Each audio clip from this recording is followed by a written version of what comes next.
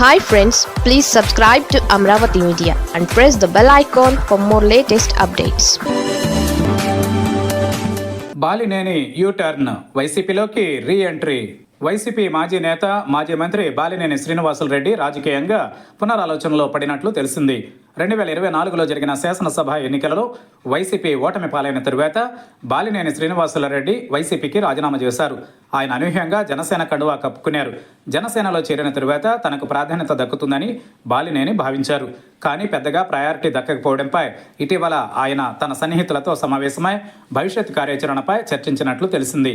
ప్రకాశం జిల్లా జనసేన అధ్యక్ష పదవి కూడా తాను సూచించిన వారికి ఇవ్వకపోవడంపై బాలినేని శ్రీనివాసులు రెడ్డి కొంత మనస్తాపానికి గురయ్యారని చెబుతున్నారు.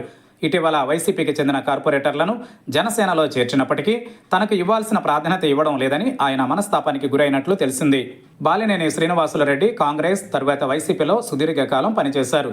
ఒంగోలు శాసనసభ నియోజకవర్గం నుంచి 5 సార్లు ఎమ్మెల్యేగా విజయం సాధించారు.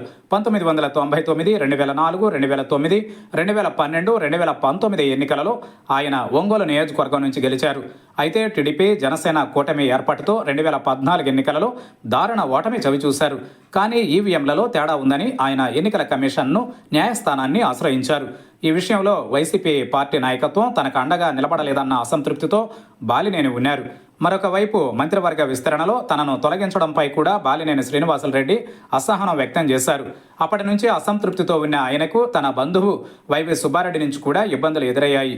జగన్ వద్ద వైవికి ప్రాధాన్యత పెరుగుతుండటంతో ఆయన తట్టుకోలేకపోయారు. సన్నిహితులు కుటుంబ సభ్యులు వారిస్తున్నా ఆయన వినకుండా వైసీపీని వదిలి వెళ్లారు. వైఎస్ రాజశేఖర రెడ్డికి దగ్గర బంధువు అయిన బాలినేని శ్రీనివాసులు రెడ్డి పార్టీని వీడడంతో జగన్కు కొంత ఇబ్బంది అయినప్పటికీ ఆయనను ఆపే ప్రయత్నం మాత్రం చేయలేదు.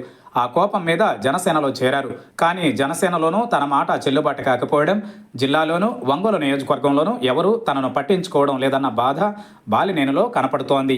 అయితే జనసేన నుంచి బయటకు వచ్చేందుకు బాలినేని శ్రీనివాసులు రెడ్డి ఇప్పట్లో ప్రయత్నించకపోవచ్చు. ఇంకా ఎన్నికలకు సుదీర్ఘ సమయం ఉండడంతో తాను బయటకు వచ్చినా ప్రయోజనం ఉండదని ఆయనకు తెలుసు. అదే సమయంలో జనసేనలో ఉంటే కొంత సేఫ్గా ఉంటానని బాలినేని శ్రీనివాసులు రెడ్డిపై ఇప్పటికే ఒంగోలు టీడీపీ ఎమ్మెల్యే దామచర్ల జనార్దన్ కత్తులు నూరుతున్నారు. ఆయన నుంచి తనతో పాటు కేడర్ను కాపాడుకోవాలంటే జనసేనలో కొన్నాళ్లు కాలం వెళ్లదీయక తప్పదని సన్నిహితుల వద్ద బాలినేని శ్రీనివాసులు రెడ్డి చెప్పినట్లు తెలిసింది. అయితే ఆయన వైసీపీలో మళ్లీ చేరతారన్న ప్రచారం మాత్రం ఒంగోలులో ఊపందుకుంది. కానీ కొంతకాలం వెయిట్ చేసిన తర్వాత మాత్రమే బాలినేని నిర్ణయం తీసుకునే అవకాశం ఉందని ఆయన సన్నిహితులు తెలిపారు.